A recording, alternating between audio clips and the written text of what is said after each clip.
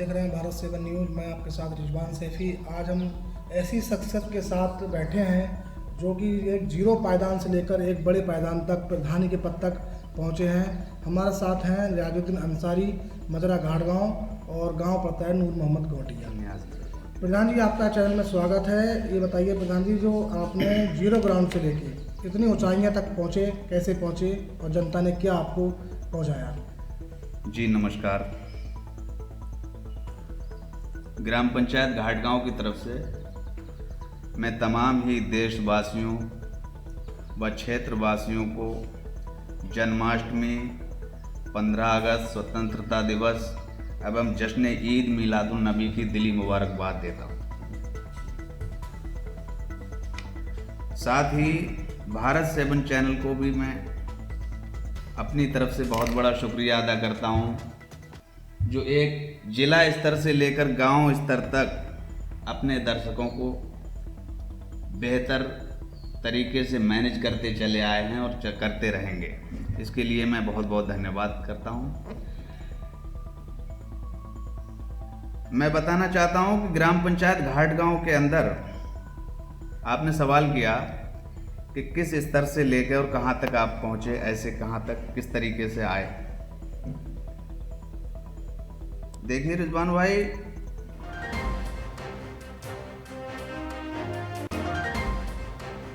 हमारी ग्राम पंचायत घाटगांव का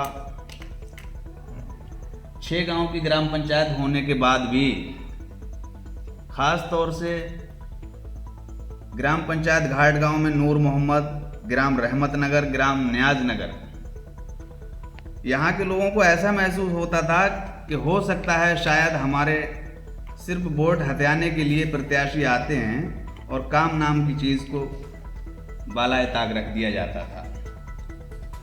इसी उम्मीद को जताते हुए मेरे गांव के लोगों ने मुझको मैदान में लाने का फैसला किया और मैं सन 2010 में चुनाव लड़ा।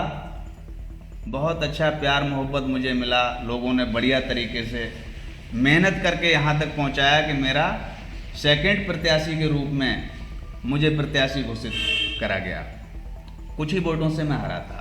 सन 2015 में भी इसी तरीके से सहयोगियों ने काफ़ी मेहनत व मशक्क़त के बावजूद बहुत करीब से चुनाव हारा, जो 128 वोटों से मैं पीछे रहा।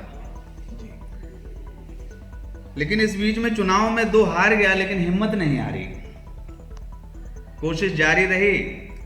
संगठन मजबूती से मेरे साथ कांधे से कांधा बनाकर खड़ा रहा और सन 2021 में मुझे सफलतापूर्वक तरीके से भारी मतों से जिताया गया, जो 64 वोटों से मैं चुनाव जीता।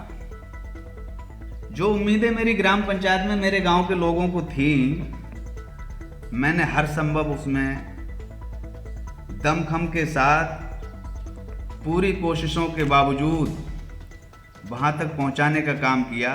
जो मेरी ग्राम पंचायत में जो 3 गांव मैंने खास तौर से गिनवाए थे, उसमें चप्पल पहनकर आपको गुजरने का इस मौसम में संभव नहीं था। शायद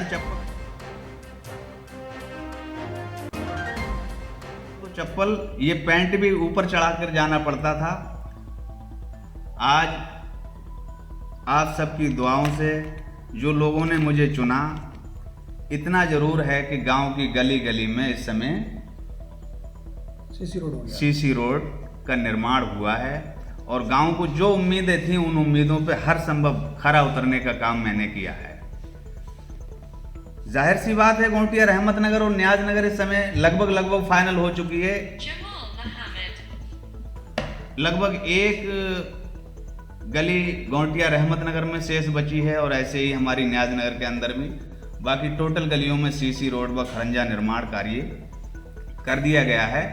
इस समय मौजूदा स्थिति में गोटिया नूर मोहम्मद की हालत मैं समझता हूँ खस्ता है। वहाँ पर दिक्कतें हैं, काफ़ी दिक्कतें हैं, वहाँ के लोग परेशान हैं और वो परेशानी बहुत ही जल्द मैं समझता हूँ कि हल होने वाली है, क्योंकि संबंधित अधिकारियों से मेरी वहाँ के संबंध में बात भी हुई है और मैं समझता हूँ बहुत ही जल्द वहाँ का भी ये समाधान कर दिया जाएगा। पूरी कोशिशें जारी हैं मेरी। इसी बीच में अगर कार्य की बात करें तो लोगों ने जिस उम्मीद से मुझे चुना था उन हर उम्मीदों पे खरा उतरने की कोशिश मैंने पूरी 4 साल की। और 4 साल ऐसी कोशिश नहीं की, बल्कि मैं समझता हूँ कि प्रधान तो चंद से लोग बनाते हैं, लेकिन मैं प्रधान बनने के बाद मैंने अपने आप को 6 गांव का प्रधान समझा। और उन 6 गांव में हिंदू मुस्लिम तहजीब को गंगा जमुना तहजीब बना करके और काफ़ी उरूज देने का काम किया। फिसाद मुक्त ग्राम पंचायत बनाने का हमारा पहली मेहनत थी और आखिरी मेहनत रही और आखिरी रहेगी। मेरी ग्राम पंचायत के अंदर जब से मैं प्रधान बना हूं, शायद पुराने दौर को देख लिया जाए और इस समय देखा जाए,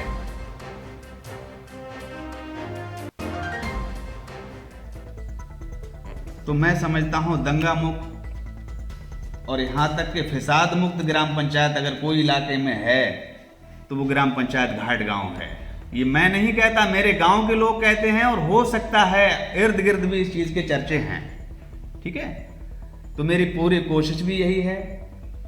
गंगा जमनी तहजीब को बढ़ावा देने का काम हमने किया, कांधे से कांधा मिला के हम चलते चले आए और हमारे समर्थन में भी कोई एक वो नहीं है, हर जाति हर वर्ग के लोग मेरे साथ जुड़े हुए हैं। रहा सवाल आगे का, कुछ काम ऐसे हैं जो मैं हो सकता है इस 5 साल, देखिए 30 साल पुराने कार्य, जो 30 साल पीछे ग्राम पंचायत थी उसको एकदम 5 साल में लेवल पे लाना तो संभव नहीं है। हो सकता है कुछ काम अभी शेष बाकी हों, उनके लिए मैं उम्मीद रखता हूं अगर मुझे दोबारा मौका यहाँ की जनता ने दिया तो किसी को बताने की ज़रूरत नहीं है। यहाँ के कार्यों को मैं समझे हुए हूँ और बिना ही बताए उन कामों को पूर्ण तरीके से उनका काम कर दिया जाएगा। प्रधान जी, जो आपने अपनी प्रधानी में जो 4 साल आप बता रहे हैं, 4 साल में आपने कौन कौन से ऐसे नए काम किए हैं जो कि जनता को खुश लग रहे हैं? देखिए, नए काम की बात अगर जहाँ आती है, सवाल तो ये करना था आपको कि ग्राम पंचायत के अंदर कौन सा सही काम उससे पहले था।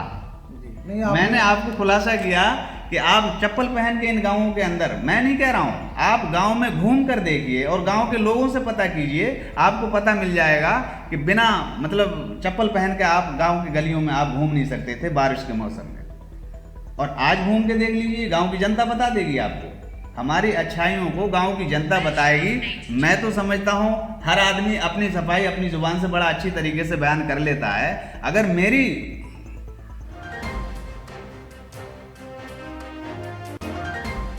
कार्यशैली के बारे में जानना है, मेरे तरीकों को जानना है, मैं कितना बेहतर हूं ये जानना है, कितना बुरा हूं ये जानना है, तो आपको जनता के पास जाना होगा। बेहतर तरीका सब बातों का जवाब यही है, मेरी ग्राम पंचायत के लोगों से मेरे बारे में जानकारी ले ली जाए, इससे बेहतर और कोई जवाब नहीं। ये हमारे साथ में थे गाड़ गांव के प्रधान राजुद्दीन अंसारी, और ये कह रहे हैं कि जो काम पेंडिंग में रह गए हैं, मैं अगली अगर जो जनता बनाती है प्रधान मुझे, तो मैं जो पूरा इनकम्प्लीट काम रह गया वो पूरा करूँगा।